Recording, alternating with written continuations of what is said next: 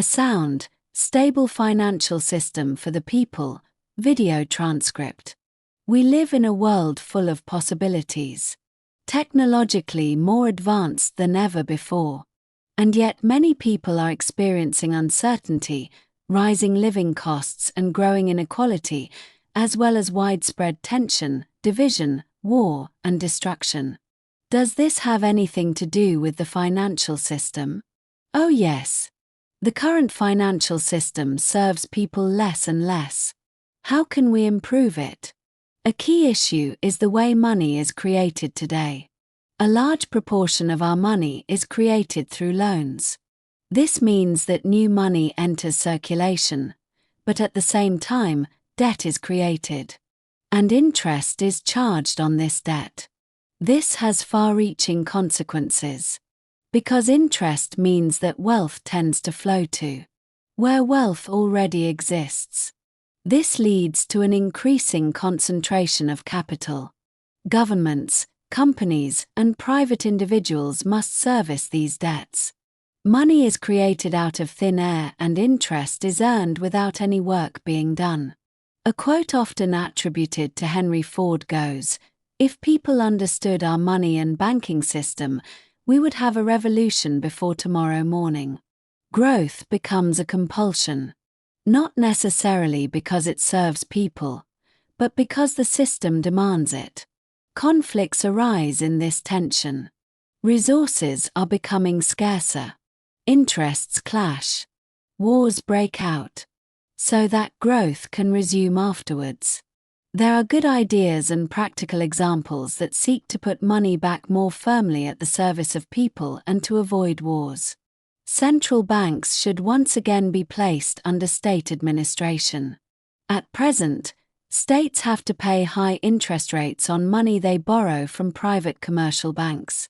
This means the public sector finances itself at great cost, whilst private actors rake it in, without creating any real value in return. This system not only burdens national budgets, but also hampers human development. For when high interest rates leave no funds for social services, education, or infrastructure, it is the less privileged who suffer most. A state-controlled central bank could provide money in the public interest, cost-effectively and with the common good in mind. This would not only be fairer, but also more democratic and sustainable for society as a whole. The separate banking system aims to separate traditional commercial banks from high-risk investment banking in order to better protect savers' deposits. Whilst commercial banks focus on loans and deposits, specialized investment banks undertake riskier financial transactions. This prevents losses from speculative transactions from jeopardizing customers' money. Overall, the system will bring greater stability to the financial sector and strengthen confidence in banks. The sovereign money reform proposes that only the central bank should create money, whilst commercial banks would be permitted to lend only existing money. This would result in a single secure money cycle, and deposits would be protected even in the event of bank failures.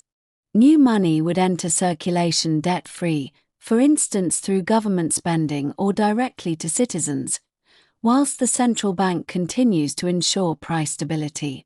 Profits from money creation would benefit the general public, and the redistribution of wealth from the poor to the rich could be reduced. Overall, the reform creates a more stable, fairer, and crisis-resilient financial system. One concept is the so-called interest-free circulating money. The idea behind this is that money should not be hoarded, but should remain in circulation. It should fulfill its purpose, namely, to facilitate the exchange of goods and services. In such models, money loses value slightly over time if it is not used. This provides an incentive to invest or spend it. The result is a more vibrant, stable economy in which there is less pressure from the burden of interest. This was implemented very successfully in Wurgel, Austria, until the banks banned it. A successful example of an interest-free money circulation system is Islamic banking. Interest-bearing transactions, derivatives, and stock market speculation are not permitted there. Instead, depositors are genuine partners who share in profits or losses.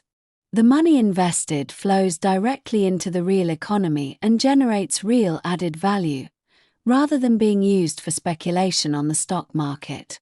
Furthermore, moral rules apply.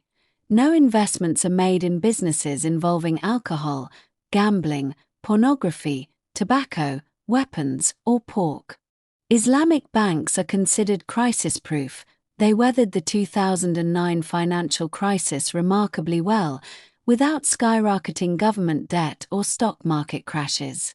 In Islamic finance, no one can create money out of thin air. Every transaction is tied to real assets or services. This interest-free system, anchored in the real economy, brought stability and justice for all until it was destroyed by the Arab Spring. The constructive concept still exists. Another approach is regional currency.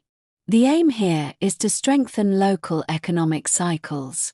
Money stays within the region, supports local businesses, and fosters community and resilience.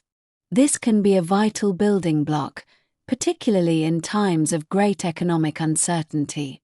It has been successfully implemented in Chiemgau and elsewhere, until they started taxing it to prevent it. Gredido is a public good currency modeled on bees. They work for themselves, for the community, and for the entire ecosystem. That is precisely what money should do too. Unlike in today's system, money creation lies once again with the state. A generous, debt-free national budget becomes possible.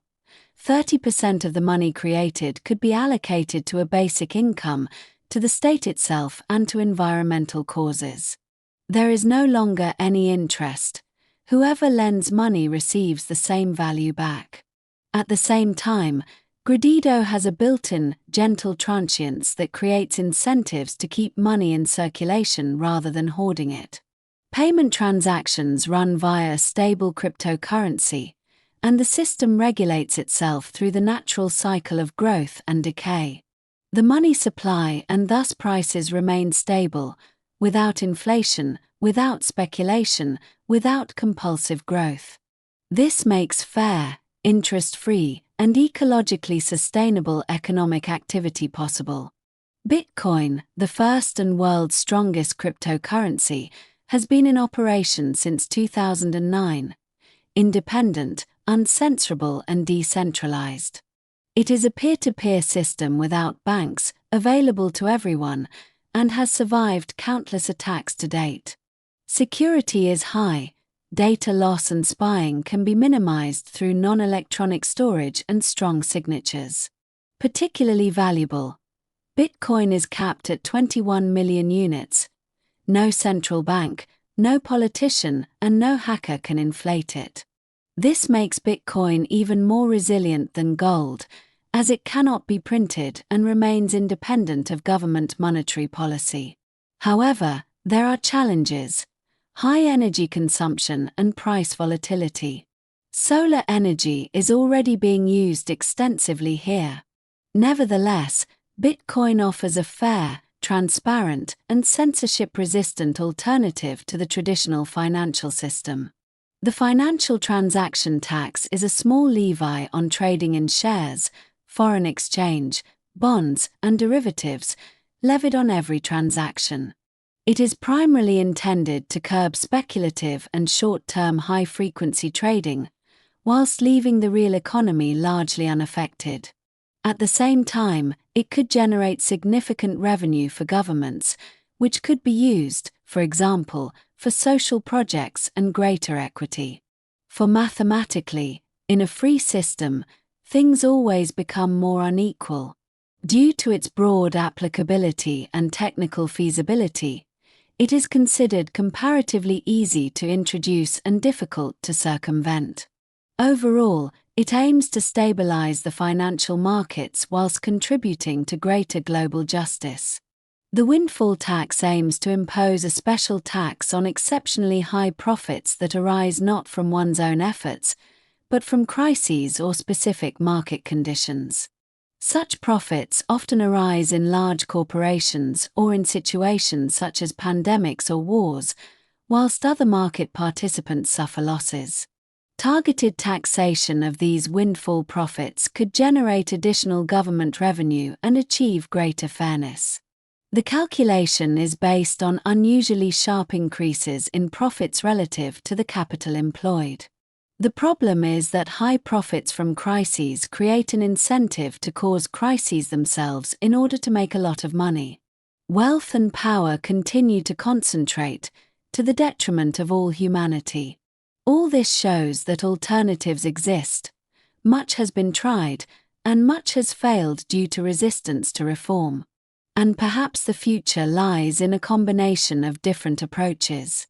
A global system for large-scale exchange, regional systems for local stability, and new digital models that enable innovation. Money is not an end in itself. It is a tool to serve life. Perhaps we are currently at a turning point to create a more livable future for everyone. For through the concentration of capital, the economy dies. The masses have ever less money to stimulate the economy. This is a systemic automatism.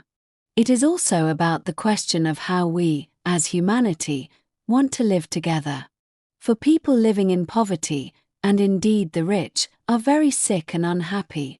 Shall we continue with colonialism, exploitation, wars, and destruction to force growth? Or growth and a life of dignity for all?